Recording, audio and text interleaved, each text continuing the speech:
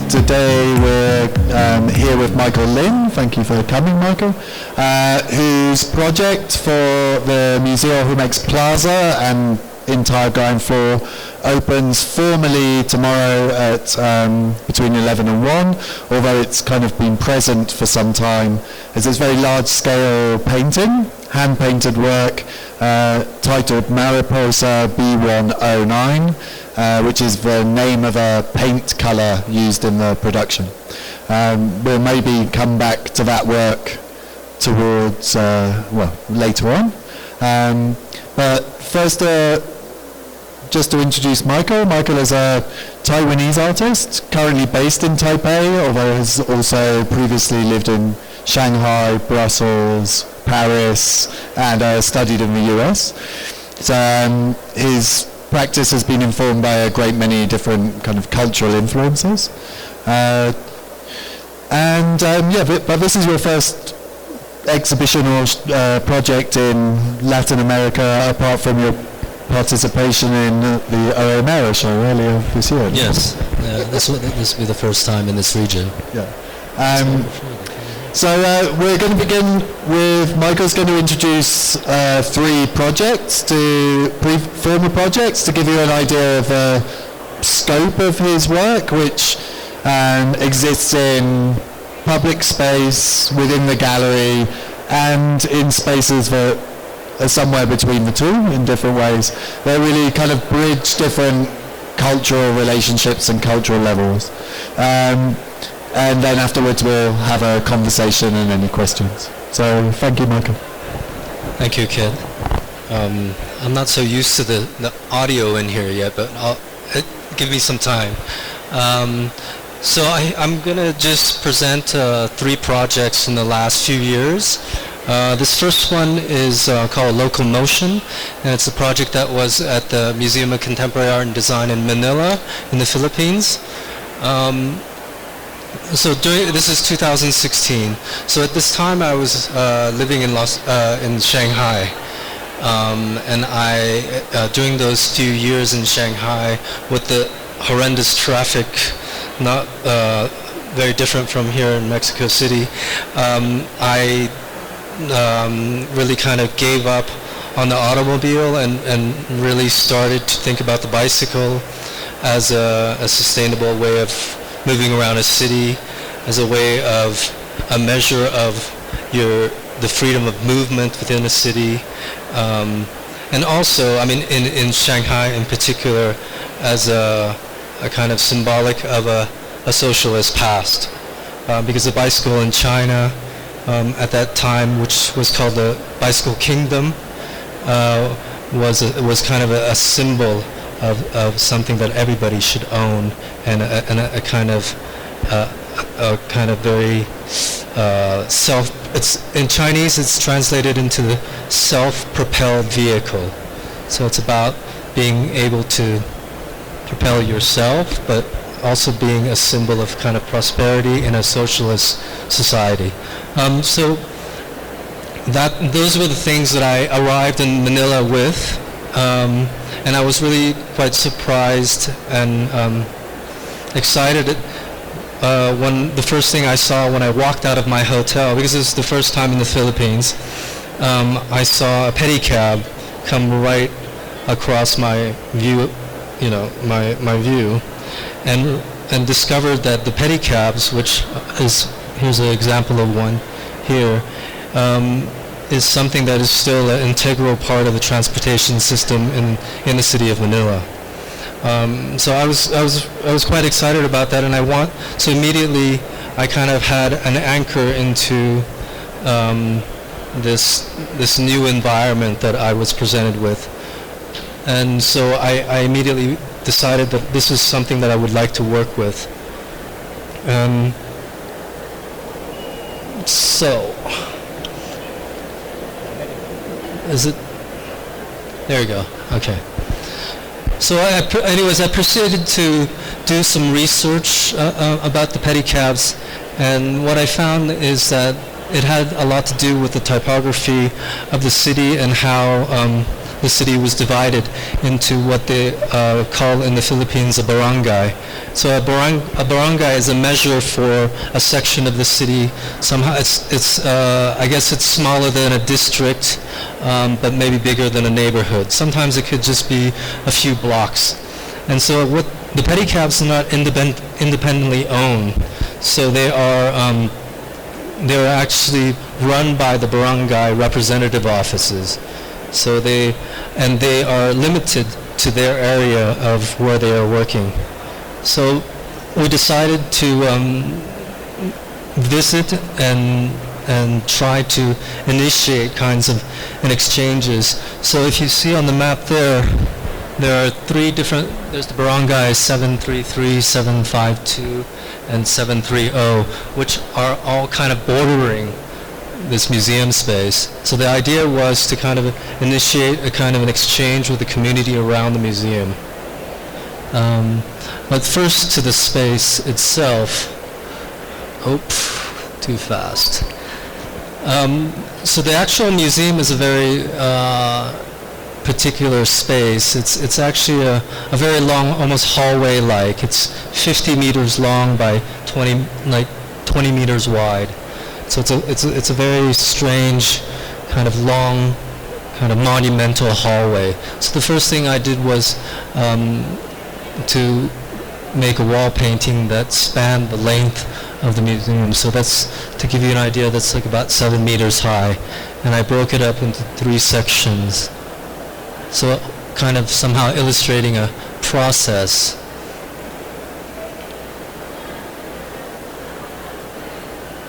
And another very specific aspect about the space, which you might see later, is at the very end of this long hallway, there's this garage door that's quite long, which is usually blocked off because they build a wall there to hang paintings for exhibitions. But for me, I was fascinated with this connection because this garage door was actually a ramp that led into the parking structure and out onto the street of the university, which this museum was a part of. So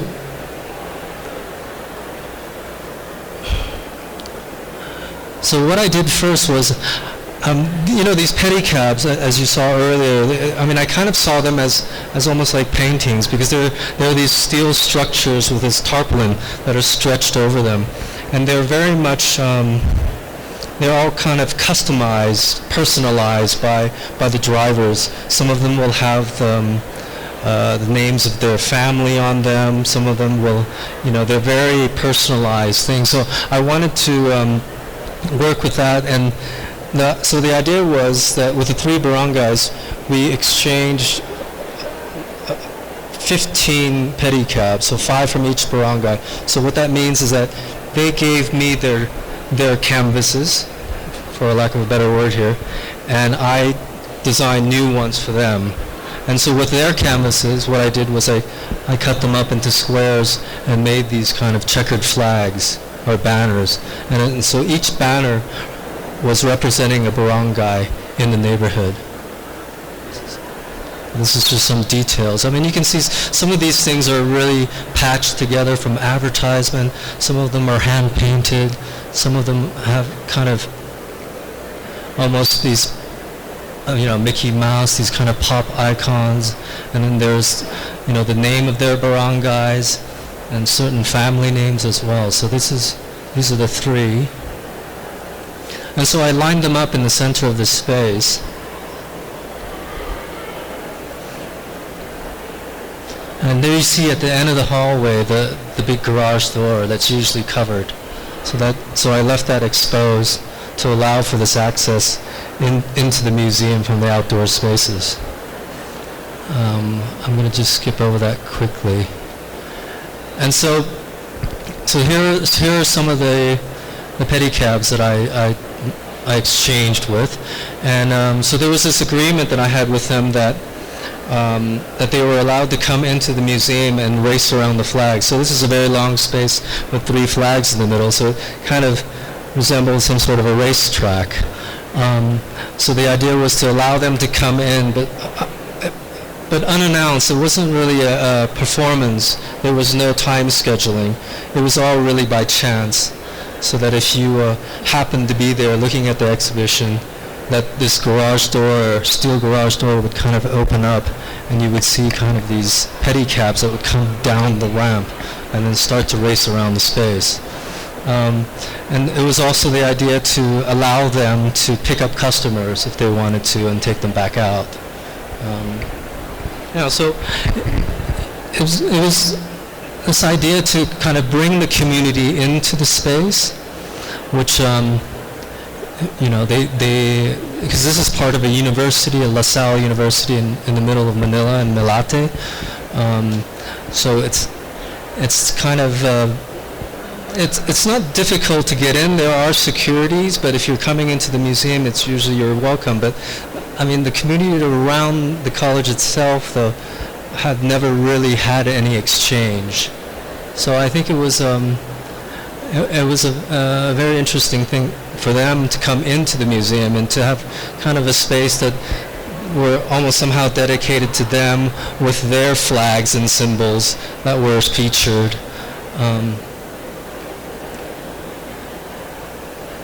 And of course, I mean, the other aspect is that they were in the streets. So even if you didn't come to the exhibition, or before arriving at the exhibition, you might by chance see these pedicabs going around the neighborhood. And it was an exchange, so it was a gift. So basically, they are still there on the streets. But with the climate, it's a little bit difficult. It's been a few years. I was surprised how many I saw when I went to Manila. I saw. They stand there. Yeah. Okay, so this is the second project. This project is called Opening. This is from 2018. And this project is more an architectural project. This is, to give you a little context, so this is the Air Force base or headquarters of the Taiwanese Air Force that has now been decommissioned, and it's in the center of Taipei in one of the, I would say, the most affluent neighborhoods of Taipei City. So it's quite a large plot of land with I think several buildings on it, and now the government has turned it into what they called C-Lab. It's a Taiwan Contemporary Cultural Lab, and so they want to dedicate this to kind of for cultural activity. And but this is in the very beginning of the process, because the land is so contested because of the value of the land. All branches of government wants to get their hands on it. All private parties want to get their hands on it. So it was a very kind of a difficult beginning for the Ministry of Culture, who are in charge of this. So they were very careful in starting their program. So I was one of the first or second artists that was invited to kind of start with, with minimal interventions, not to stir up too much trouble. And so the first one was Yang Jun, an Austrian Chinese artist, and then I was invited. So we were first invited to intervene on the surrounding walls. So this is a large property, and because it was a military base, it was very off limits for civilians, and so a place that actually no one ever entered unless they were in the military. So my idea was to create a kind of a space, and I have to go back again to my reference because I'd spent the last 10 years in Shanghai. About architecture that I experienced in Shanghai. In China, during the 10 years that I was living there from 2007 to 2017, it was an incredible building frenzy with 1,000 buildings a year that were going up. And so in 2012 I had done a project with the Japanese architectural firm Atelier Bow Wow about workers' homes, because in China all workers live on the construction site. So you have kind of these migrant workers that come from all over China, and they live in the cities on the construction sites, and they build the buildings. And so in the city you see, in a city where there's 1,000 towers going up every year, you have this kind of architecture of these workers' houses everywhere, like mushrooms. But they were a kind of architecture that were there that weren't supposed to be looked at somehow. They were not designed. They were there, built economically. They were there because of necessity. And so this was the kind of architecture that I was really interested in. And so in this time in Shanghai with Atelier Bow Wow, we really looked at a lot of kind of architectural typologies within the city. And one of them, why I bring this all up, is that one of them was something that we had noticed called, we kind of termed the wall shop. And the wall shop was kind of a kind of structure that marked a transition in the change in government policy. And history, actually. So in the former French concessions, where you have a lot of the European villas, where the French and a lot of the Europeans, the English, the Americans had their properties, which at that time was really at the edge of the city. You have these big villas with gardens around them and walls. And so what happened is that when in 49 the communists came into power, these big villas became kind of communes for, like, a villa would house maybe 10 families. They became these kind of community buildings. And then in the early 80s, when Deng Xiaoping came into power and encouraged capitalism and encouraged business, what they did was they knocked down holes in the walls of these villas and built shops into them. So in Shanghai, you have a lot of these small shops that line the streets, and usually you really don't know, what they are. But if you look more carefully, behind them are these old villas, but they're actually all these shops that have been built, like knocked into the wall. So this was a typology of a kind of architecture I thought was quite interesting, and I thought very much about it when I was invited to make this intervention in this space. And so I proposed to build a small pavilion in the kind of gateway. So where you usually have a closed gate that was off limits to people, now there's a space. And so it's a very simple building, like a lot of clandestine buildings or shacks, which is again built through necessity with economy. So it's really just corrugated steel frame, and plastic framing for the glass sliding doors. But it was a building. The idea was that this building was kind of a hallway. It was an opening in the wall. So thus the idea of opening. And with this space, I wanted to occupy for a certain period of time, and then present works from artists from around the world. And the first one, who actually I had in mind before I built the pavilion, so he jokes about it. It's a Swiss artist named Biet Struli. Biet is a photographer. He works mainly in photography, and he has been for the last 20 years going around the world photographing people on the streets in large urban centers. So from anywhere from Shanghai to New York to, I think he might have been to Mexico, I'm not sure.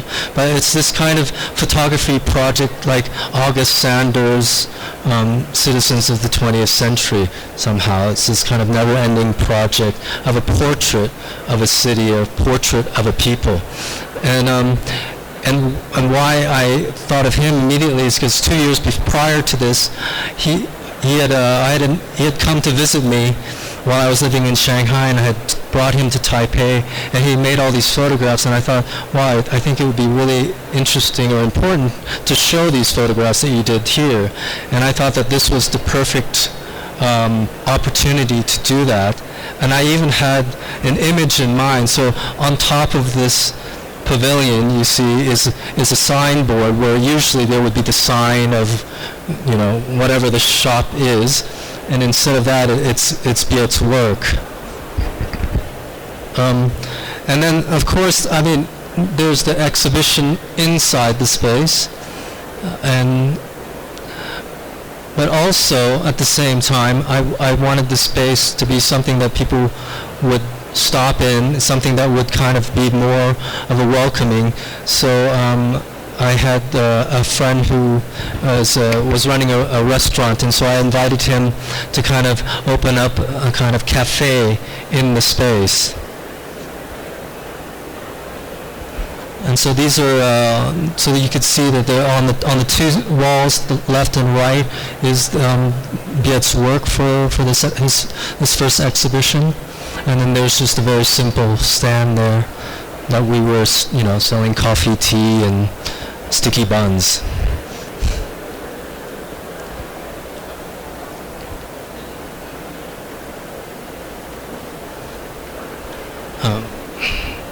How are we doing in time? Should I go one more, or? Okay. Okay. This last project is it's actually still ongoing. It's kind of a long-term project space, not long-term project space, a long-term project that is in the Taipei Fine Art Museum in Taipei that opened last June, and it's called 24/7. And so I was invited by the museum director to deal with a particular space that no one wanted to use. I think that's very typical of the proposals I usually get. It's what it is. It's on the third floor of the museum space, and it's kind of a mezzanine space or a hallway that wraps around like a U over a three-story atrium. Not atrium, but open space that then is the entrance of the museum, the big lobby. So it was a very, very difficult space that no artist wanted to deal with because it only had one wall on one side, and the other side was a railing that wrapped around that, you know, into this atrium. And of course, it was also a space that was impossible to control in terms of light, because on the ground floor there are 5 or I think even 6 meter glass curtain walls that wrap around the main lobby. So you actually have natural light that comes from the ground floor and illuminates up onto the third floor. And it's probably the only exhibition space, if you want to call it that you can look out through these kind of large glass curtain walls onto the street and out to the surrounding areas. So, I mean, it's basically a painter's nightmare if they want to show their work, because it's impossible to control. So, I mean, so I was really interested in thinking about that light, and I was also very interested in thinking about trying to create a counterpoint with the exhibition spaces proper in the museum, because this is really the opposite. You know, the museum is made up of these kind of winding hallways that are completely sealed off from any natural light.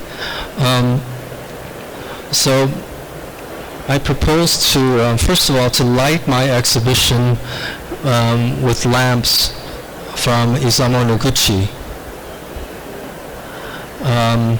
So I kind of created, I kind of in a way, curated a kind of exhibition of what Noguchi called his light sculptures.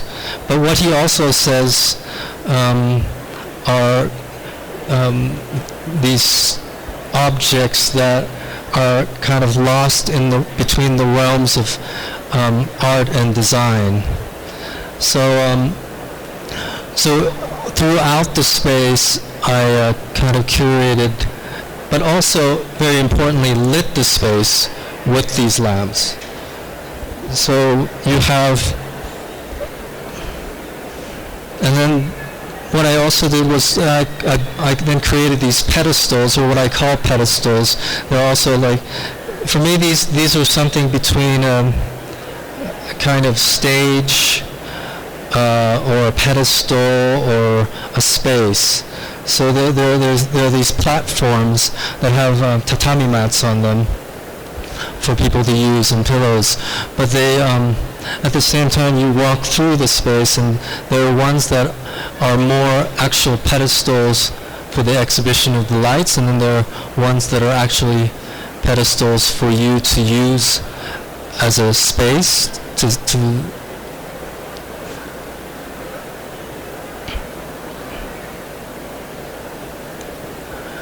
and for the largest pedestal, what we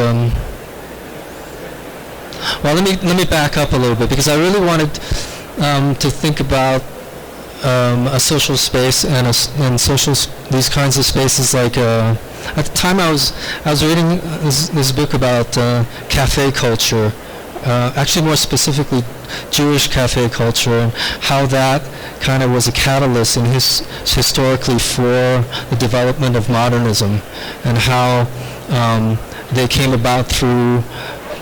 There were spaces that came about through the urbanization. So a lot of the city centers beginning in Vienna, and then Warsaw also, Paris, of course, and even later on in Tel Aviv and so on. But there were these kinds of spaces that didn't exist prior to that time. They were spaces that people from kind of different classes and different backgrounds could mix and linger. So I was really trying to think about that kind of space and creating that kind of space, but also within the context of Taipei. In Taipei City, what I came up with and the closest relationship I could find were the convenience stores. Now Taipei City, I think there are also here in Mexico City, but there is almost a 7-Eleven, a Family Mart, or anyways, a convenience store on every block. And they have really changed kind of Taipei City in the way how people use the city. They have gone as far as to influence real estate for lower income people, like a lot of students in Taipei. If they find an apartment close to a 7-Eleven, it was an added value, because it was a sign of security, because 24 hours the lights were on and there was someone there. So there's this logic, and it's become, in the last 10 years, the 7-Elevens went from convenience stores to being almost restaurants. Now I think they started off first with having toilets in them, which really encouraged people to go into them, and then now they have coffee, and they have now tables. So it's really kind of changed the way people are living in the city, and they kind of somehow parallel this idea of this cafe culture that I was talking about.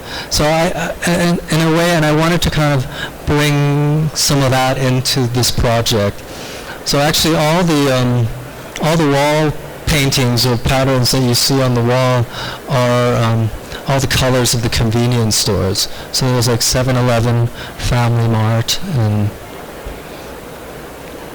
and another thing that was was part of it was also programming activities, because on one of the largest platforms, what I wanted to do was to open up this space for the community to come and use, like a community center.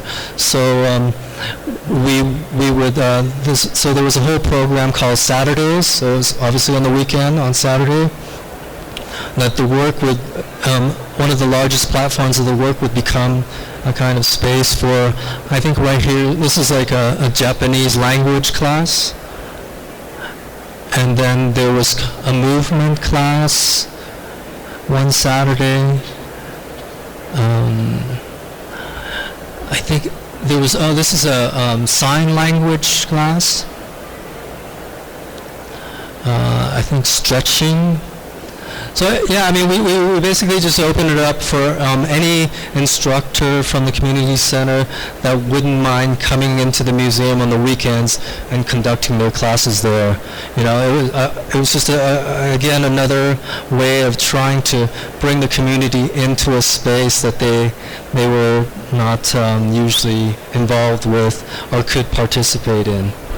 I think that's about it. Maybe I should. We don't have that much more time. I'll leave you with that.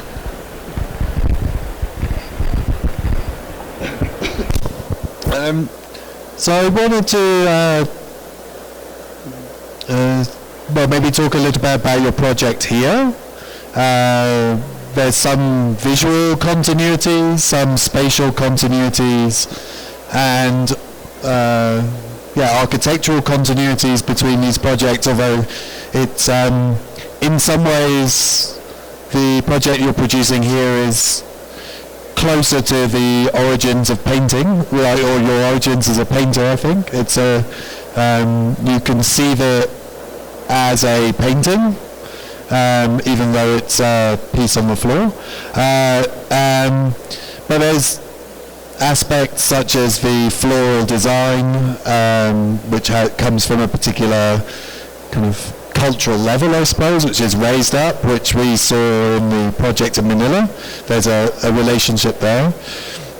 And then there's a relationship to this just presenting a platform in which to perhaps draw attention and to draw in a public or a community through, I mean, the tatami mats had a particular activation, but I know you've talked before about, or at least we've talked before, about how the simple gesture of changing the nature of a space and making it more appealing through color, brightness, turns it into a platform that generates its own kind of interest in use, I suppose, in a way, or interest in and joy in entering into a certain space.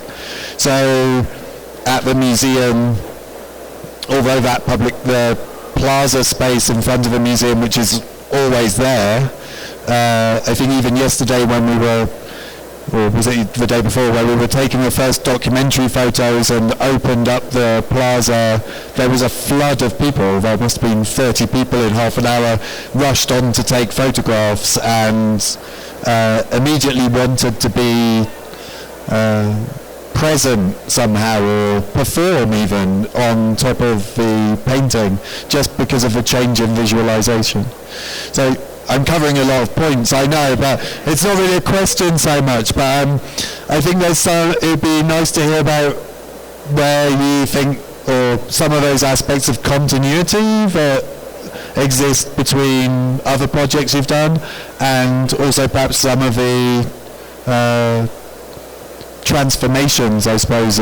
Every project has something new and interesting for an artist, and where those areas here in Mexico and at the museum have been sparked in your mind.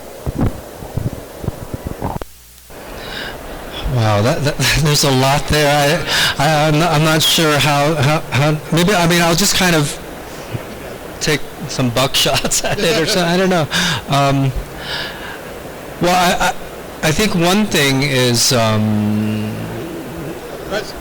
perhaps we should start by actually describing the project in terms of where the design, what the project is and where the design comes from, like in a very literal way. Okay. Well, I mean, for me, obviously, I work through commission. I'm invited always I'm always commissioned the work, so it's not something that I make in my studio and I send to the museum or the gallery.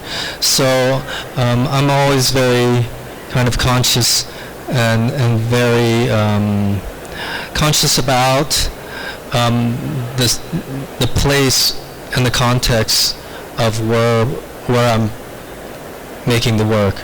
So that's something that has been throughout the last 20 years, to think about how, and I think to backtrack it, I think it all came about through this period of my life when, in Taipei, when I had been educated in the United States and lived in Los Angeles for 20 years, and returning to Taipei, my kind of home country, and starting to work in a small artist collective. At that point we called the alternative space. And I think it was there that I kind of developed some of my kind of core ideas about how to approach spaces, and how, well, what this displacement, I don't know if that's the right word to call it, displacement, but to go from Los Angeles to Taipei in 1993, there was quite a kind of culture shock too, but also to be in that art environment at that time there, it was a learning experience, because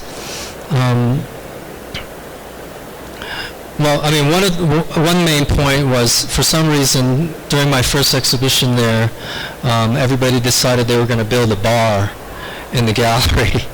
And of course, they all looked at me because I told them I'd worked as a bartender in college. And so they asked me to be their bartender for the duration of my first solo exhibition. So there I was, serving drinks and chatting with people during my exhibition.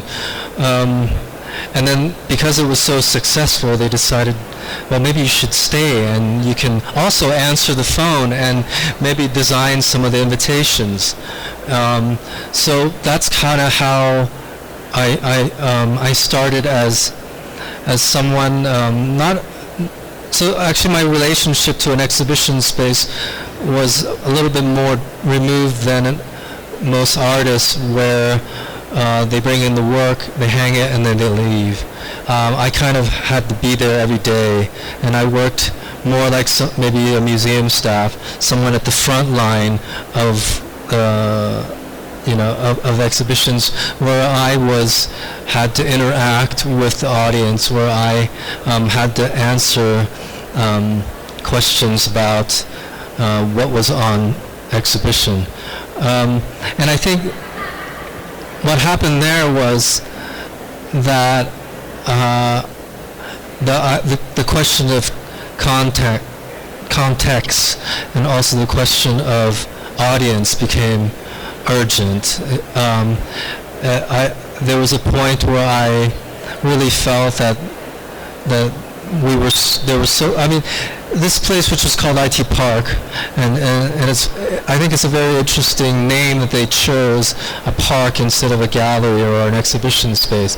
So it was a gathering place for a lot of people in the art world. They extended. I mean, we're talking about composers, filmmakers, dancers, of course, visual artists, photographers. So the audience that came weren't people who were not involved or informed about art, but for some reason there was always there was still this huge gap that I had to kind of somehow bridge every time. with these people that would come in and ask about, is this art, or what is this? What are you guys doing in here? What, why are we looking at this? And having to be on the defensive all the time. So there was this kind of conscious about, that there was some sort of differences of language. And so when I started to make my own exhibitions in there, and again, with each exhibition I was privy to be there the whole day and watching everybody look at it, that I discovered certain things that communicated more clearly or more easily or more directly to the audience. And so that's when I thought about this, that I felt like I kind of then started thinking about vernacular or dialect, about language. And because there were these there was in 1990, I think it was 96, I just made really straightforward paintings of pillows from my house that my girlfriend had bought, these old fabrics, and I just photographed them. I made slides with them. I projected it onto the same size canvas. I traced them and colored them in, like I'm still doing. And but for some reason there was this immediate kind of reaction. There was this no distance. So I saw that this kind of language, this vernacular, as a way of facilitating a kind of a transition for people into work, So these ideas of something that is familiar, something that is more warm, more welcoming. So again, these pillows came from the home, so they're something domestic, So these were kind of the beginnings of. I've gone really far out just to come back, but so when I came to Mexico City, I was kind of interested in finding something also very popular and very very familiar to people. But of course, the scale. There's something else with the scale that changes, and I think that has to do with bringing out a different kinds of distance. But the initial thing of being familiar, being warm, being welcoming, was for me important. So just to describe the pattern that Michael has had painted on the entire ground floor of the museum is a floral and fruit pattern from a kind of plastic tablecloth that one might find in a taco stand or a kind of popular eatery. It's a very familiar fabric to most people, but it's familiar to some from a taco stand, but many people today commented that they were familiar to it from bags and kind of the type of slightly nostalgic popular culture material that's been turned into kind of gifts and or products you might find in a gift shop. And so this is something I know you've thought about before with fabrics from Taiwan, about how certain residues of visual culture have kind of been upscaled through or in your work as a way to link the kind of more enclosed spaces of museums to the more public spaces, not just in a physical sense, but also in a kind of question about how visual culture is valued at different levels. So yeah, that kind of gives a kind of I just wanted to like give a visual idea, but without opening up a load more questions. But I think that kind of comes across with the Noguchi lamps in some ways as well, the light sculptures, which have kind of almost gone through the opposite rotation. They began as light sculptures, but have become very popular and familiar, more as the kind of cheap lighting that students might have in their house through copies and repetitions. The reason I kind of made that comment was partly about this what you were saying about cafe culture mixed with 7-Eleven culture and how those two things might interact, because in some ways the convenience stores are an echo of this kind of public space or public realm, which very much began in the cafe cultures in Europe and in modernity. But we're not limited to just the space. That public realm was included the media, the newspapers, and people would go to those cafes to read the newspaper and to create public debate. And so the public sphere was what this interaction between spaces, visual culture, the media, and why I feel about many of your projects is it's very much about that overlap as well. It's not just purely about the generous act of saying you can have this space, you can use it in a different way, but it's also kind of has an inquiry about how these different levels of culture mix and interact. And I'm partly leading up to, and then maybe we'll ask some questions. Yeah, we're already getting a time out.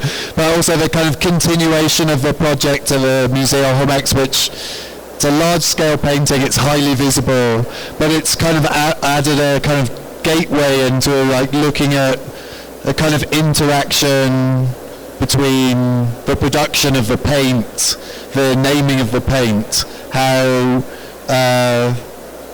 the materials themselves for painters who've been involved in the work might flow through spaces of culture in different moments.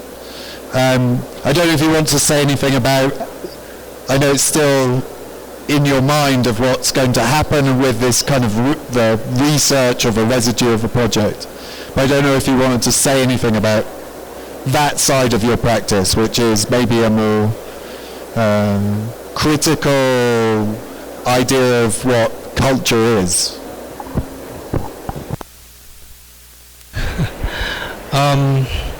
Maybe I go back a little bit and just talk about what you said. You know, in the past, where I use mostly the textiles from Taiwan, and kind of say something about the thinking behind that. I think you brought up nostalgia, and I think that's one aspect. But I think for me it was more kind of somehow I was able to, as someone who is from that culture but was not raised in that culture, I think I was able to somehow touch on a collective kind of memory that actually I wasn't a part of, but so in a way it was a very interesting progression of what happened with those patterns, because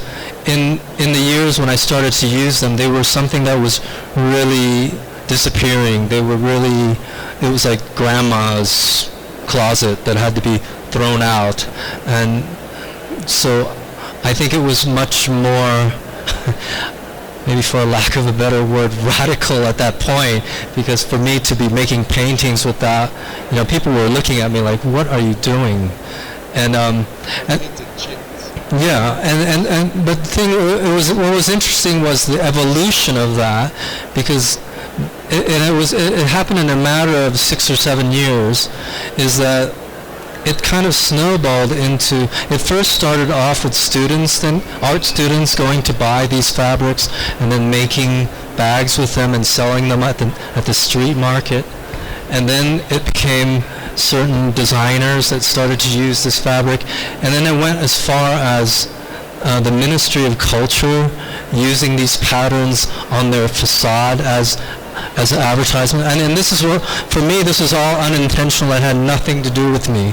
But I just thought it was a very interesting aspect of how that kind of evolved, where at that point I was really kind of posing questions about tradition and identity at that point because of the context I was in. And then later on it became kind of almost this established iconic symbol.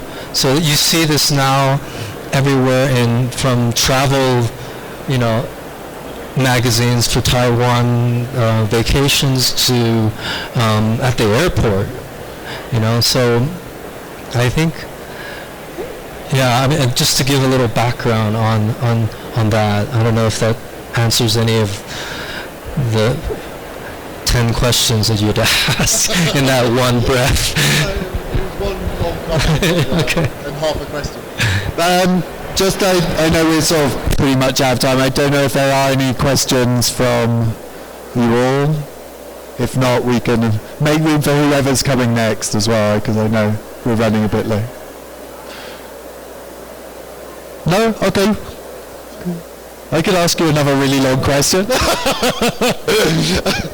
Okay, well, thank you all for coming, and please do join us at the museum from 11 to 1 if you'd like for the inauguration, or find another time to visit and both see and walk across Michael's work, Mariposa B109. Thank you.